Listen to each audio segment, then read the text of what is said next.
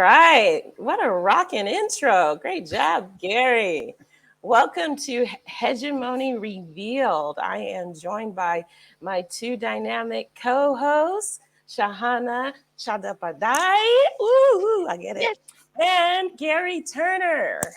And on this new live kind of platform, we're going to be discussing about what hegemony is, how we reveal the truth underneath the lies.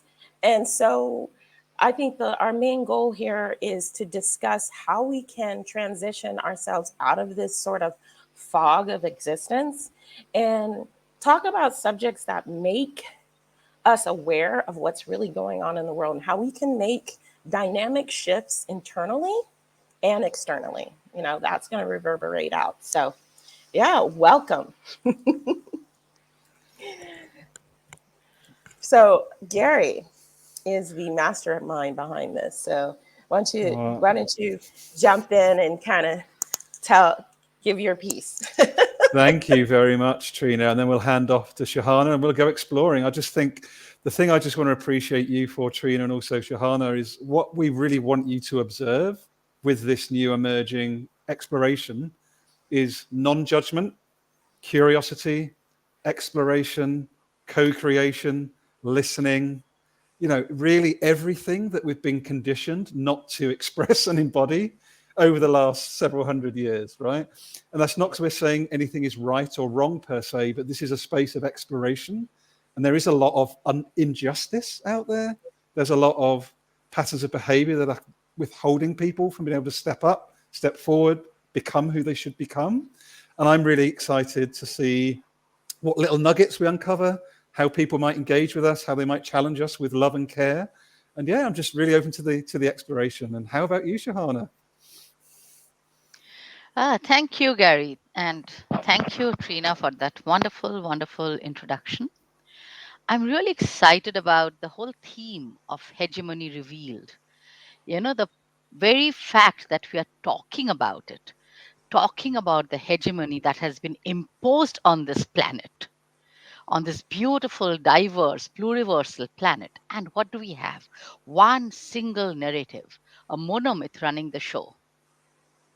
And obviously, after having run the show and managed to have deceived a lot of people in the process for many, many, many, many years, that narrative has now obviously become extremely irrelevant. Mm, yeah. And the pandemic was a huge mirror to that. Everything that should have worked failed, from education to healthcare to everything. And Absolutely. what could have failed did not. Mm, Communities stepped up, frontline workers stepped up, doctors and nurses sacrificed their life. Big oil, big tech, big everything, big data, and big everything was nowhere to be seen. Thank you very much. Silicon Valley suddenly went completely silent. yes. And we had these 19-year-old kids working in stores, serving old ladies who could not Mm, come to the store at risk of their lives. mm, So it yes. just goes to show competition never worked, Ah, individualism never worked, separation, the biggest of the lies imposed on us. yes. So now, with this hegemony that is sort of falling apart in a beautiful pluriversal planet, I'm so very glad to be exploring the myths, the stories, the narratives that have been deliberately made non-existent by this narrative for centuries. It's Hmm. time for us to listen to those, learn from those, and literally go back to our roots. Oh, I Thank love you. that. I love that. That's what Thank I you. always say. Roots. We have so many surface issues, and those surface issues remain because we haven't really dug in underneath. There's lots of band aids presented, whether it's for climate change, whether it's for social change. It's always a surface band aid, and that surface band aid only benefits the leaders of the hegemony, the ones that profit out of, off of our kind of, you know, in the clouds, don't worry, be happy. These type of narratives that keep recycling over and over again. I like to call it toxic positivity and and irrational individualism. And the reason why I find it to be irrational is because it separates us so much that we don't have the energetic exchange that's necessary with every living thing, with every living species. I always say it's an objectification for production model that this present hegemony has kind of like just embedded us in. And now, like you said, this pandemic, I think it kind of backfired on the people kind of orchestrating it. And I do think it was an orchestration. I think it was a test to see how far we could be pushed before we break. And we are break. We need to break actually to rebuild. And we have to break this foundation to lay a new one. And so I think it kind of like you said, revealed all of the problems that of everything that didn't work. That's not working. And now people are having their grand awakening, and either they're checking out, like literally checking out, or waking up. And I like to be someplace in the middle of that where I'm just kind of like, well, I'm waking up, obviously. I've been awake for a long time.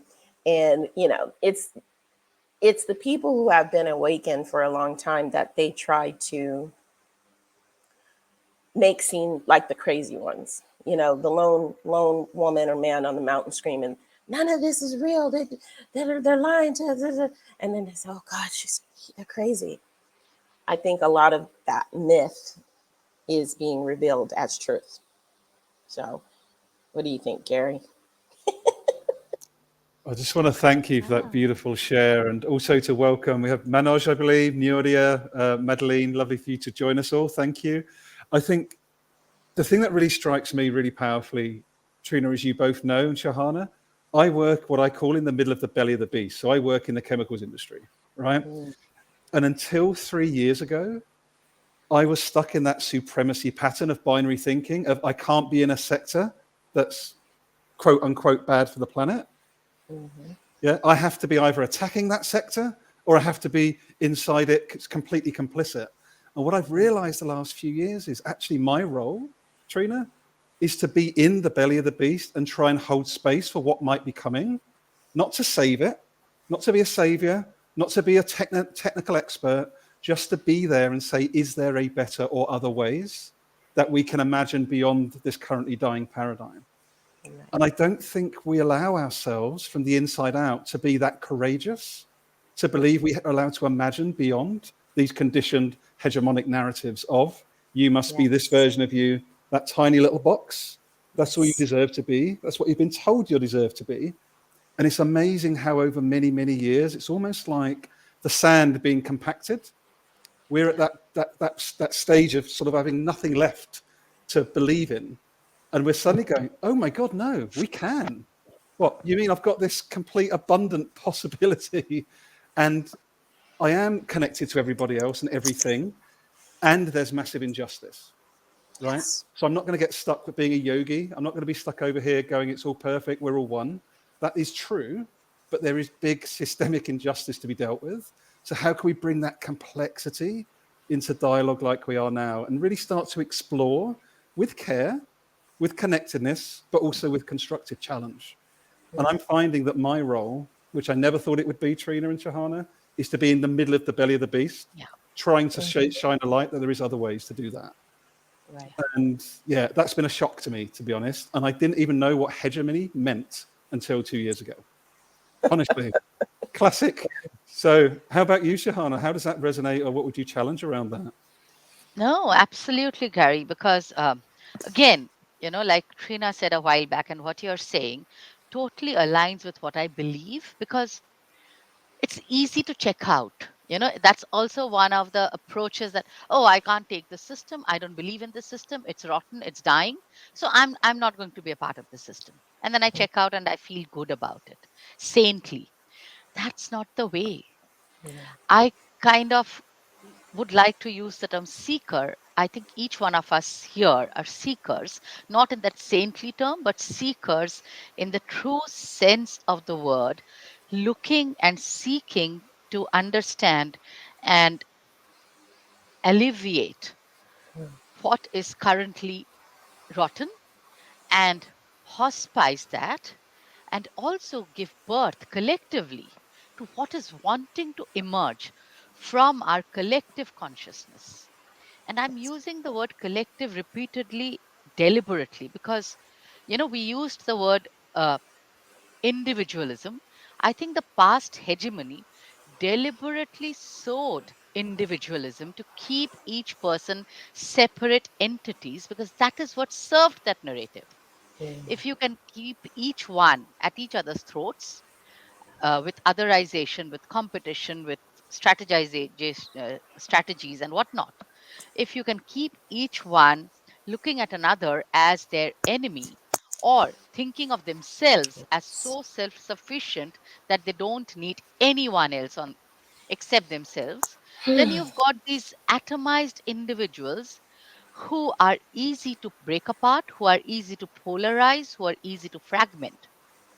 But when you have a strong community, you can't fragment them. You can't break them. You can't. So that the strength of communities give people a different kind of resilience, which the old hegemony is scared of. So Absolutely. individualism, keep people as individual sticks that they can be pushed against and thrown against each other. So everyone is someone's enemy. Everyone, everywhere, anyone who's different is my enemy. So enough Yes. of that, enough of those us versus them, you versus me, enemy versus friend. I think it's time for us, and that's exactly what we are doing, seeking uh, an alternatives to many, many possible futures that are emerging from dialogues like ours that are being held across this planet. And I Yes. think in Gosh. many little pockets. I Yes, mean, I got goosebumps off of all of that because that's it. it's so true. It's like everybody feels in this world of social media, everybody's so antisocial. Everybody's so afraid to connect.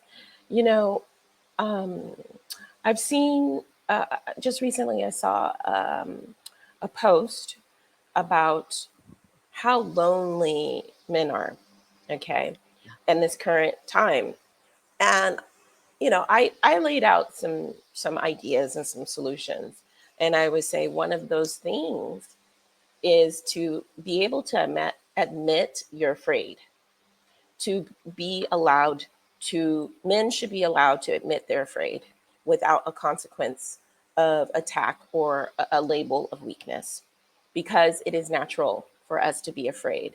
And we need to talk about what that what the root of that fear really is. Because I think right now, in the hegemony, like you say, it's falling apart. Let's manifest that.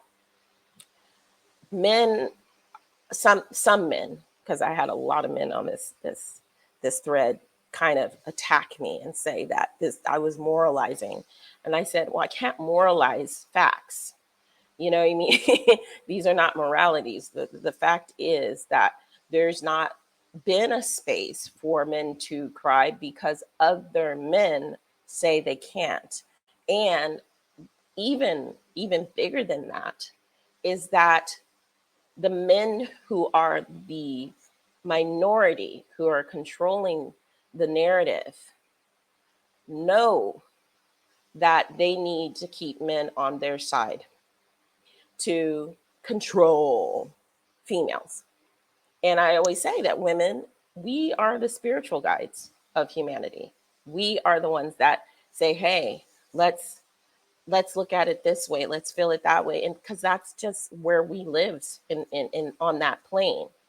And that makes unity, that makes connection. You you can't, they're trying to break apart a natural union. between the creators of humanity, you know what I mean? And make it negative, make it violent, make it scary, make it everything. Now, women are afraid of men, and we never should have been. We should be protected and feel protected by them. And not that we need protection, I think we do a pretty good job of protecting ourselves.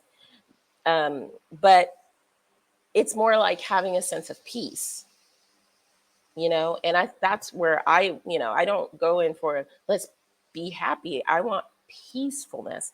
And the only way that we're going to get peacefulness is if we get together, like you said, Sahana. We have to create community. And one of the principles of emotional intelligence is social skills, community skills, that being able to live in community with each other without us being at each other's throat. But we have to be self-aware. We have to know how to self-regulate. We have to know what motivates us. We have to have compassion for ourselves and others, or we don't get to that. So we have to get to those other principles to get to the community ones. So, it's sad how spread apart and how divided we are, but that's the only way that they can keep power. It's called divide and rule. So, yeah, what do you think about it, Garry? We're just going around in a circle.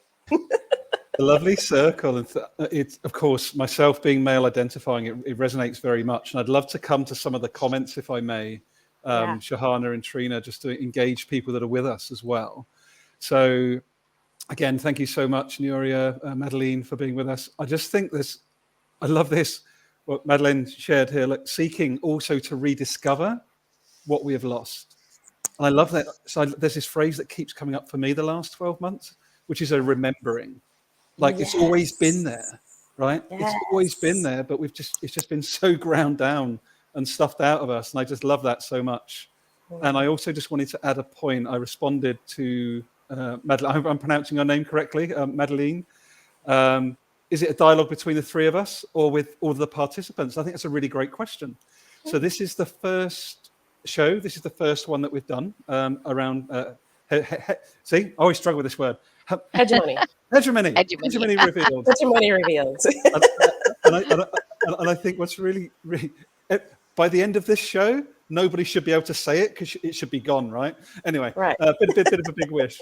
But I just want to put my reply there. So one of our grand visions for this show is, yes, we're setting it up at the moment.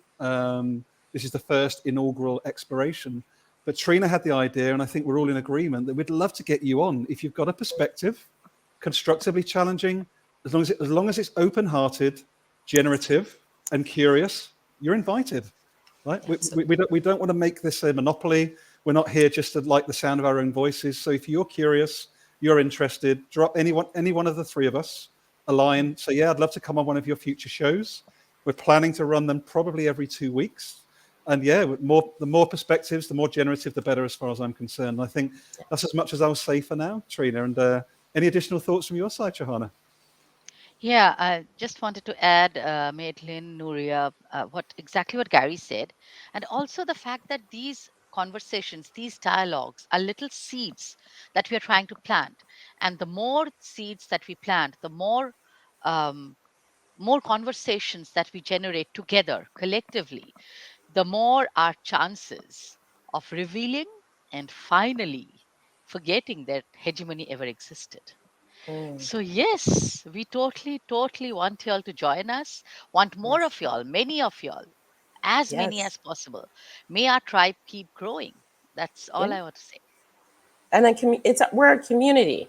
We're trying to create a community, a movement, per se. I always say that I am on my podcast, EQ Above IQ.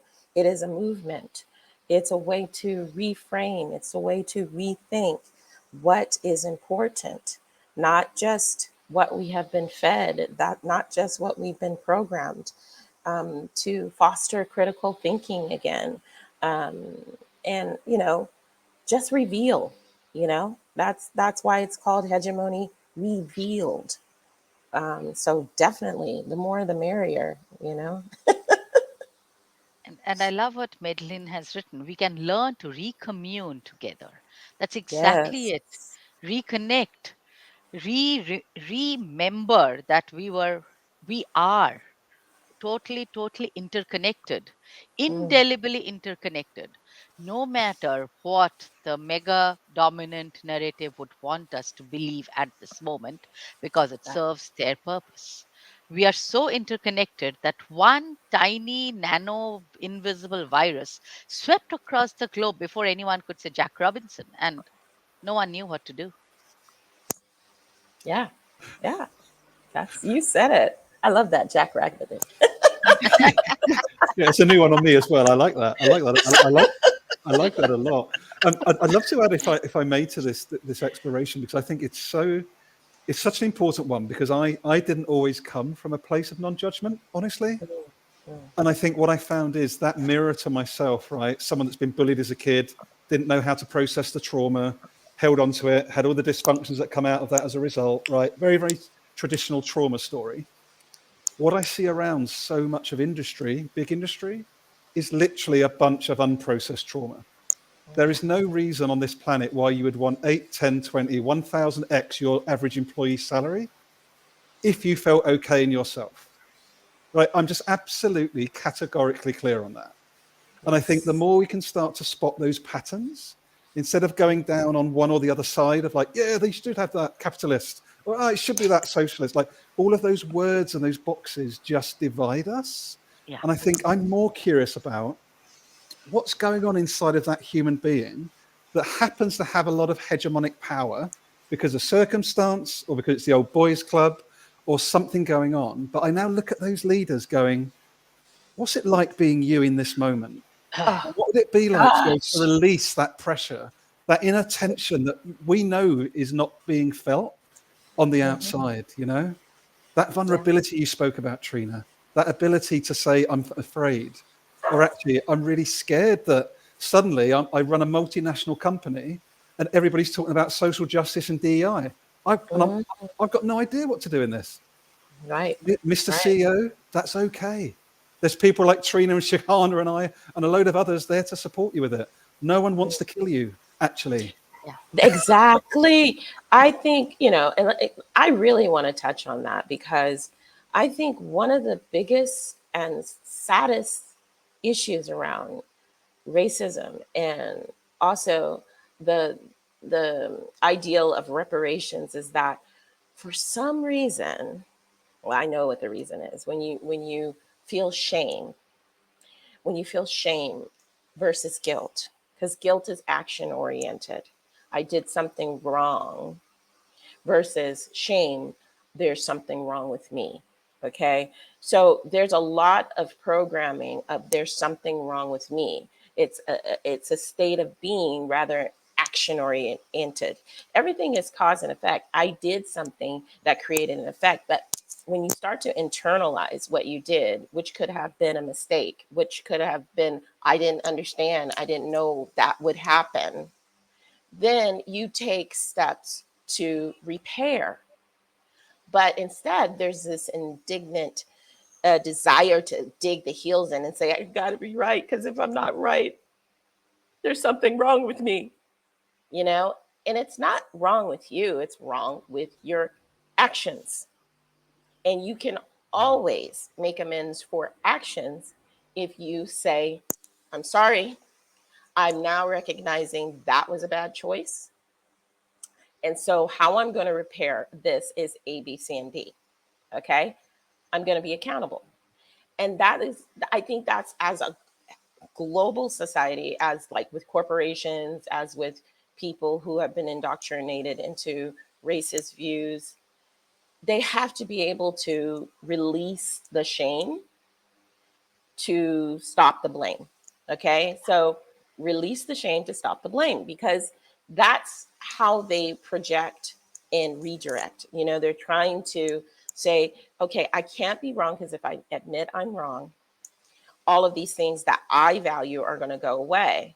But that's never been the case. Black people are not, I don't think anybody's out to eliminate white people. But that fear is there because It's kind of what they did. Not kind of, it was, genocide, murder. But where did all that come from? And I think it came from a deep sense of shame and low self esteem that was perpetuated on them for centuries, you know, by the ruling class who said that you are beneath me.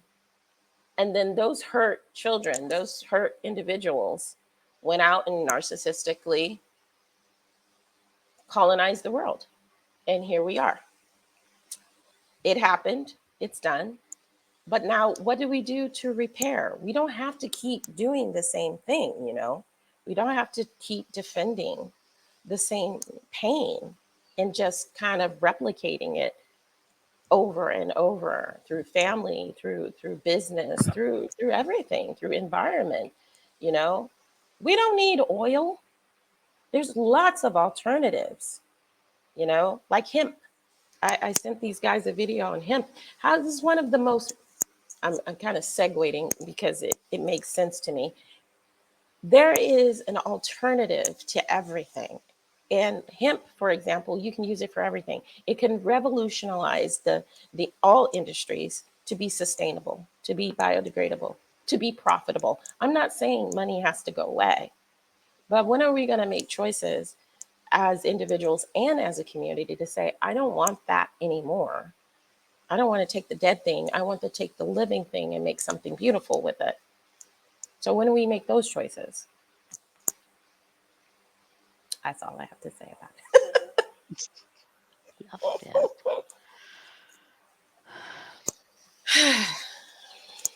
I love that, Trina. And when you said about the dead thing and the living thing, what it. has happened is, because that narrative has been perpetuated for so many centuries, we have collectively forgotten that we live on a very, very living planet. That narrative has turned it into an object of resourcification. Everything is resources in the game of profit and development and growth. Everything, right from that mountain to the corals under in the oceans to the fish to everything is resources equal to money. So if the Amazon forest left to itself generates, quote unquote, less dollars than a deforested Amazon, then deforest it, because that's what will increase the GDP. Mm, But when did and how did that GDP, whatever it means, become the bottom line for human well-being, for planetary well-being, for happiness, for and obviously it hasn't. You wouldn't see the rise of suicides, you wouldn't see the rise of depression, you wouldn't see the rise of shootouts in schools where no one thinks twice before going in and entering and shooting 6-year-olds. Obviously it's not a healthy world. mm, That GDP-fied world has not led to a lot of well-being. So there is this term that comes from, I believe, Ecuador, Bolivia, and buen vivir, good living. So obviously growth and development hasn't led to that. It mm, has. So we have growth, but growth of what? Cancerous growth. But what has grown? Who has grown? Who has profited? Who has benefited? Who has that growth impacted positively or negatively? And how did we all become mesmerized by this completely idiotic narrative of trickle down economy and free trade and whatnot, that has kind of grasped and has the world in its clutch, and with all its policies and legal rules and regulations, it has managed to create this veritable nexus that holds the rest of the planet hostage to its absolute endless lust for power and greed. Unless we can demolish that narrative right from its roots, literally uproot it and throw it away, and collectively co create very, very different ways and beings and knowings and ontologies and epistemologies of living, we are not going to be able to, Or rather, let me rephrase that. We are going to be able to reimagine and remember, because that is our natural way of living. This was just an Yes, unnatural hiatus that got in between our way. absolutely. Gosh, all all sage, all Also, sage. I don't. Okay, I don't know what to add to that. This just applause because man, I'm not even sure what I said, honestly. you know what it is. I got goosebumps from the download because that's how I get. Same, totally I get same. yeah, I get a download of something and I just feel it and I say it and when I see somebody else in that space, I just woof, I got goosebumps. I'm serious. I got I goosebumps. have to hear back because I have no idea what I said. It's the one good thing about technology. This has been recorded, and we can actually go back, which is brilliant. I just want to acknowledge Nuria, who shares, yeah, GDP measure for profit. It's not the right measure for human and planet well-being.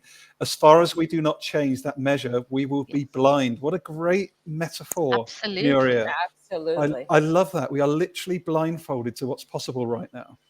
And the thing is, Yes. like, and this is where hegemony for me is so dangerous as a system, as a way of being, as a system of thinking, is bring it really practically to life before we maybe start to wind down towards a checkout. Yeah. Is for me, I live with it. I'm sure we all live with it every single day, right? Right. What if I say this to them? Will they sack me? What if I say this to them? Will they call me a racist? What if I say this to them? Will they? Like that what ifery, that fear of what ifery, Mm. it's so underpins so much of this fabric of hegemony that if we were just able to go back to your beautiful point, I'm accountable for me. I can ask better questions from a place of love and connection with curiosity and be willing to take the feedback. That's my invitation to anyone watching this live or watching this back. And I'm inviting myself to do it more as well. Is if we can come from that energy, Mhm. it's very difficult to build a foundation of division Right. from that type of it, from my point of view anyway. And I just wanted to offer that into the space because it's something I continue to practice myself. And the more we can catch ourselves deferring and saying, hey, it will be okay when that person does their bit, or it'll be okay when my wife does what she's meant to be doing, or when my friend finally gets around to voting the way I've told him to vote for 25 years. You know, the more we can come back inside ourselves, the more potential opens up on the outside. That's certainly been my experience anyway, so far. Yeah. Absolutely. That's this is the only way we're going to solve this. We all have to individually have the self-awareness to take those steps. You know, the problem is that when you're stuck in the hegemony, they tell you who you are, but you don't know who you are. You're just one of the drones. They want you to be one of the drones. They don't want you to have feelings. They don't want you to explore your inner self. You know, they want you to do as you're told, just like the child you were, you know, and they teach you to do it to your own children over and over. So when your child challenges you, when your child answers, you know, asks questions of you, just be quiet and do what I say. That's where we live in, you know? And the consequences are punishment, ridicule, and, you know, and that has to stop. We have to get back to a place of, as, you know, I do a class called Mindful Storytellers where we pass around a Native American talking stick. And before we can speak, the next person can speak, they have to repeat back to the best of their ability what the other person just said. It really deepens the idea that you've been listened to and you've been heard. And it just creates such a nice bond.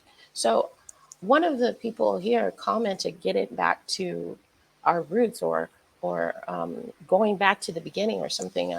I'll find it. But it's so true. The ideal of advancement and technology has killed the most important aspects of who we are. And it's not meant to be this way. And we feel this dis-ease. And that's why we have dis-ease. Okay. That's why we get sick. That's why we don't feel good about ourselves or other people. This fear based, you know, something's wrong with me, you know?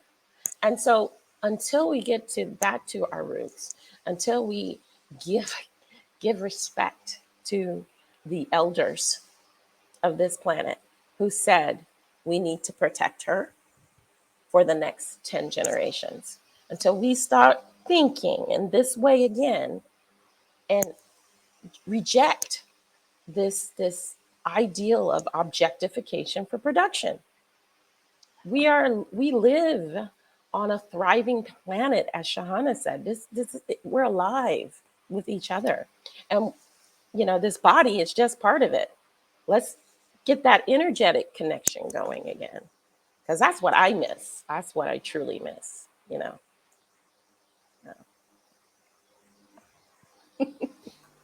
Love that.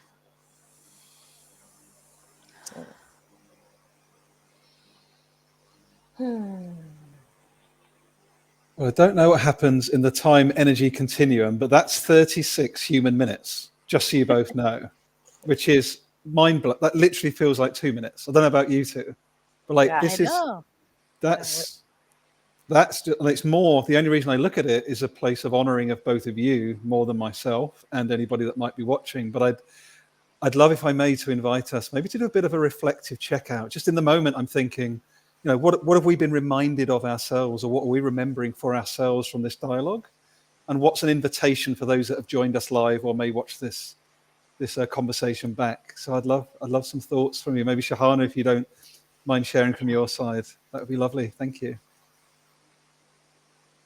I think what I'm not I think what I am taking away from this conversation today, and looking forward to many, many more such in the future, is the fact that through our schooling, through the cultures, through everything, what we are calling today hegemonic narrative has been so drilled into us right from our birth, right through our bedtime stories, right through everything that came our way, that it kind of created blinkers. We are like horses with blinkers who can only see like this, mm, only see like this.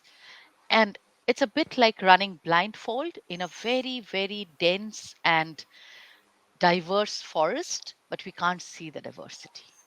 And mm, whatever little glimpses of diversity we catch through our peripheral vision scares us, mm, because we've been taught that reductionism, yes, no answers, right, mm, wrong, the dyads are the safe ways to be.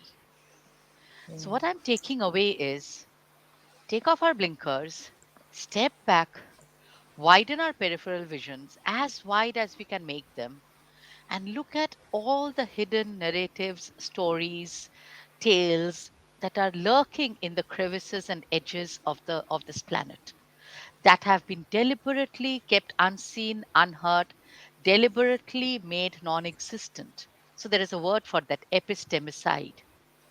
mm, So ways of many, many, many, many innumerable ways of knowing and being and learning and seeing have been deliberately, covered up to create this one world vision.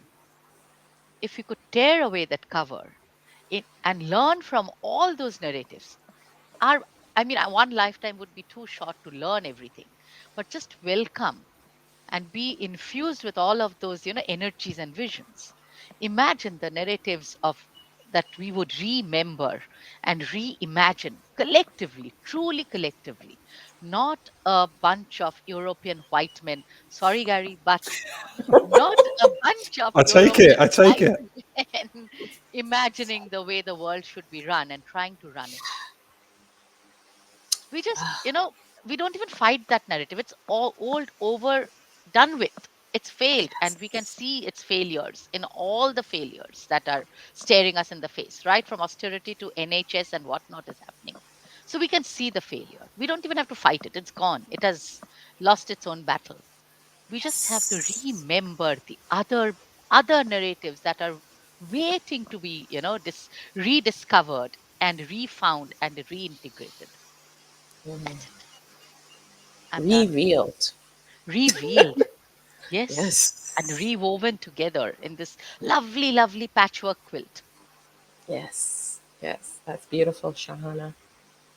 Shahana. Well, And as I reflect on everything everybody says, I just have such a sense of gratitude. And I thought I was alone in this feeling.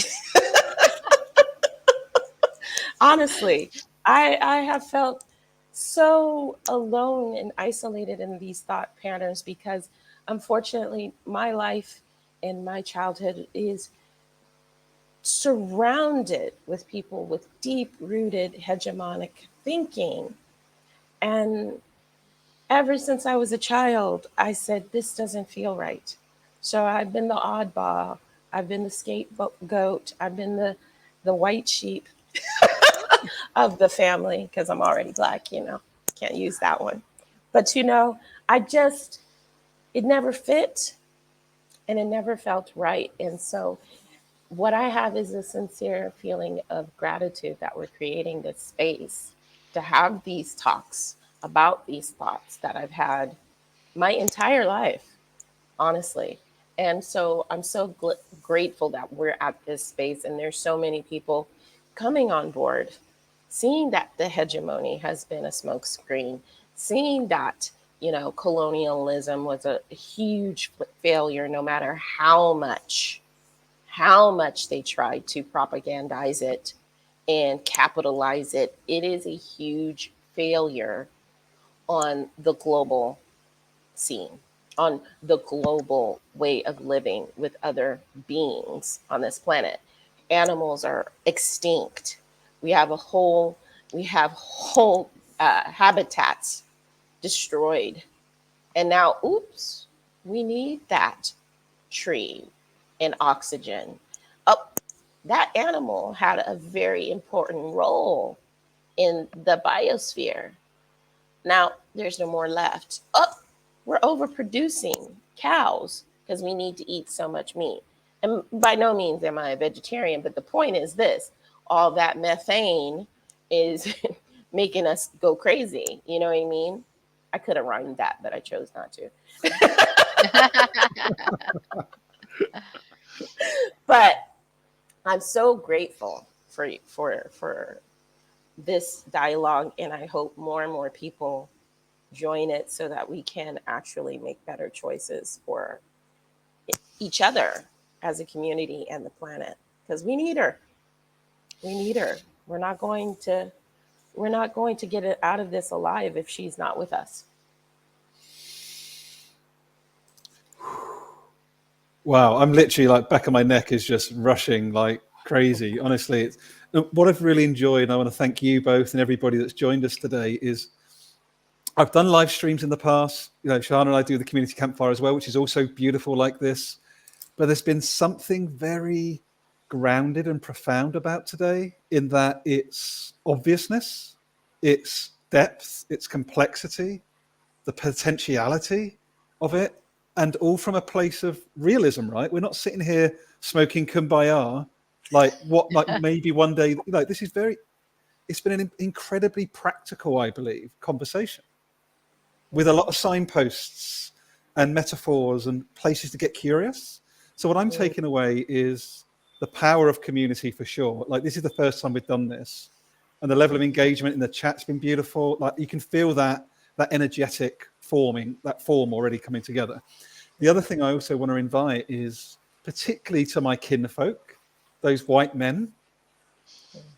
This honestly, yes, I may have spent 9 years on this personal project called Garry, but there's a lot more. Look, yes, I am with a black and brown woman speaking live. This does not need to be abnormal. Like it shouldn't be rare that we do this, right? I'm not scared of Trina and Sahana, but there are relationships behind why we're here.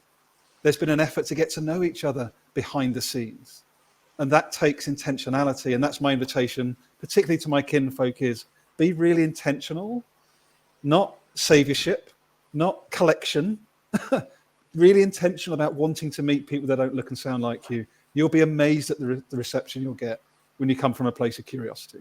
Now I want to hand it back to you, Trina, because you opened us up today. You led us, and I want to let you.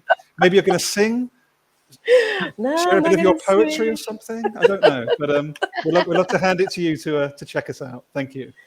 Well, thanks, Gary. I appreciate that. And, thank you everyone for joining us on Hegemony Revealed. We're going to continue these conversations. We're going to continue these connections. Um, Please don't hesitate to contact either of us privately if you have questions about things that you heard on this live, and share, please. The most important thing to build community is to share. If there was something on this live that resonated with you, please share with your community the replay, and let's let's grow together. Let's awaken together. And yeah, thank you. Thanks, everyone. Cheers, Shahana. Thank you. Cheers, Trina. Thank you. Bye.